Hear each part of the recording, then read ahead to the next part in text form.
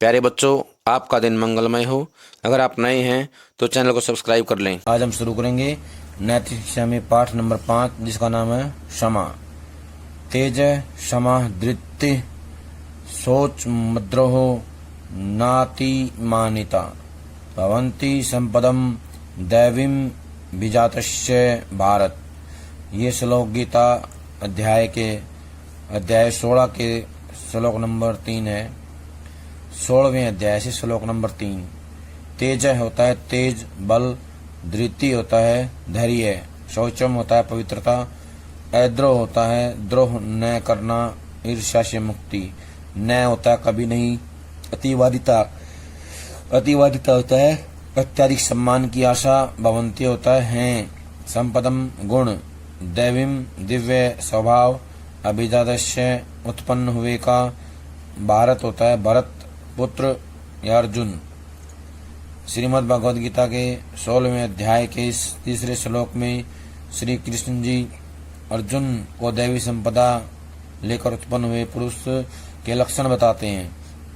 वो कहते हैं, हे अर्जुन, ऐसा मनुष्य क्षमा, धैर्य, द्रोह न करना, अति सम्मान न चाहना आदि दैवीय संपदा से उत्पन्न होता है।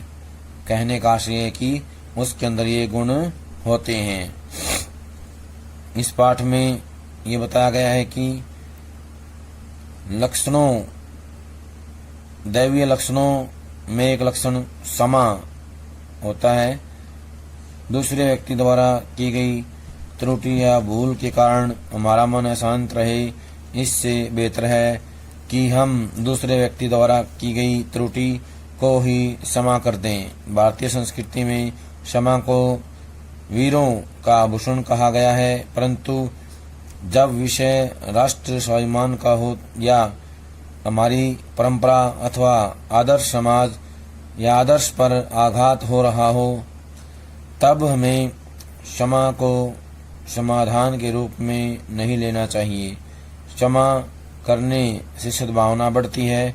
अतः जीवन की जटिलताओं से बचने का सही उपाय यही है कि किसी को क्षमा करना पड़े तो कर दो और किसी से क्षमा मांगनी पड़े तो मांग लो। पाठ का सार। प्यारे विद्यार्थियों, आपने क्षमा शब्द के बारे में जरूर पढ़ाया सुना होगा। यदि नहीं तो आइए सबसे पहले क्षमा शब्द के बारे में जानने का प्रयास करते हैं। हमारे प्रति किए गए किसी के अपराध, भूल या त्रुटि को मन में न रखकर उसे आगे ऐसी त्रुटि या अपराध से सचेत करके बुला देना या फिर सामर्थ्य होते हुए भी दंड देने या दिलवाने की सोच न रखना या ऐसा न सोचना तथा न ही बदला लेने की कोई भावना मन में रखना, यही यथार्थ क्षमा है। आशा है कि आप क्षमा का अर्थ समझ गए होंगे। प्रियवत्स, अब निश्चित रूप से आपके मन में क्षमा की प्रकृति को लेकर प्रश्न उठ रहे होंगे। आप सोच रहे होंगे कि क्षमा वास्तव में जीवन में अपनाया जाने वाला सद्गुण है या जीवन की कोई कठिन परीक्षा है। आज के वातावरण में जब छोटी छोटी बातें हमारे मन में रोष तथा क्रोध उत्पन्न कर देती हैं और हमारे भीतर द्वेष एवं आवेश भर देती हैं, ऐसी स्थिति में या ऐसे में क्षमा का यह स्वरूप जीवन में लाना कहाँ संभव है। प्यारे बच्चों, एक बार सोच विचार करके देखो कि ऐसी अवस्था में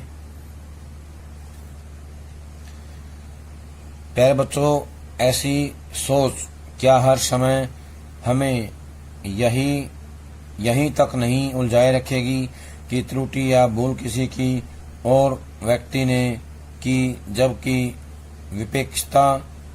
विक्षेपता हमारी हो। गलती किसी व्यक्ति ने की और उसकी सजा हम भोगें।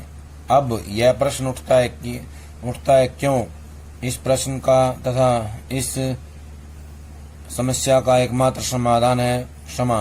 प्यारे बच्चों, अब यह प्रश्न उठता है कि क्या क्षमा करना दुर्बलता है?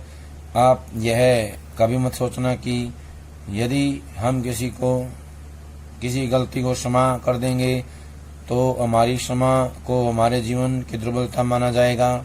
ऐसी बात नहीं है। भारतीय संस्कृति में क्षमा को वीरों का आभूषण कहा गया है। किसी के अपराध को क्षमा करते ही आप अपने भीतर तक विशेष संतुष्टि, शांति, बल और ऊर्जा का अनुभव करेंगे। क्षमा के अभाव में बदले की आग स्वयं को अंदर ही अंदर जलाती और तपाती रहेगी। इसमें महानता नहीं है कि हम किसी से ईर्ष्या, द्वेष और आवेश बनाए रखें। क्षमा में ही महानता है। द्रौपदी का एक प्रसंग सबको स्तब्ध कर गया और द्रौपदी की महानता का परिचायक बन गया। महाभारत के युद्ध के अंतिम पड़ाव पर अश्वत्थामा ने 5 पांडवों के भ्रम में द्रौपदी के 5 पुत्रों की हत्या कर दी। अर्जुन अश्वत्थामा को परास्त कर उसे पकड़कर भरी सभा में लाया। उसने द्रौपदी से पूछा कि इसके टुकड़े सिर से करना प्रारंभ करूं या पैरों से। तब द्रौपदी का उत्तर था, नहीं आर्यपुत्र, इसे छोड़ दो। यह ब्राह्मण पुत्र है और गुरु पुत्र है। पुत्र वियोग की पीड़ा क्या होती है यह मैं जानती हूँ। गुरु पुत्र का वध करवा कर मैं गुरु माँ के रूप में किसी और माँ के हृदय को दुख नहीं पहुँचाना चाहती। प्यारे बच्चों, परंतु यहाँ एक अन्य महत्वपूर्ण बात भी ध्यान देने योग्य है। क्षमा के संबंध में यह भी समझ रखने योग्य है कि जब विषय राष्ट्र स्वाभिमान का हो और हमारी परंपराओं तथा आदर्शों पर आघात हो रहा हो, तब स्थिति विचारणीय हो जाती है। यानी कि जब बात आती है राष्ट्र स्वाभिमान की और हमारी परंपराओं तथा आदर्शों पर आघात होने की, उस स्थिति में सोचना पड़ता है, गहरा विचार करना पड़ता है। उस समय क्षमा का सहारा लेना कायरता मानी जाएगी। वही द्रौपदी दुशासन द्वारा चिरहरण के दुस्साहस पर उसे कठोर श्राप देती हैं। प्यारे विद्यार्थियों, क्षमा के संबंध में एक अंतिम महत्वपूर्ण बात को भी हमें समझ लेना चाहिए। कभी कभी अपनी स्वयं की त्रुटियों के लिए भगवान से क्षमा याचना करना भी क्षमा का ही एक रूप है। भगवान श्री कृष्ण का विराट रूप देखकर अर्जुन निवेदन करता है कि जैसे पिता अपने पुत्र को, पति अपनी पत्नी को और एक मित्र दूसरे मित्र की प्रमाद या प्रेमवश हुई त्रुटियों को क्षमा कर देता है, ऐसे ही आप भी मेरे किसी भी प्रकार के अपराध या भूल को क्षमा करें।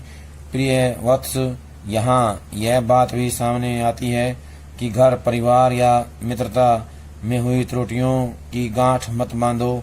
अपने परिजनों, मित्रों की त्रुटियों को क्षमा करो और सद्भावना बढ़ाओ। किसी को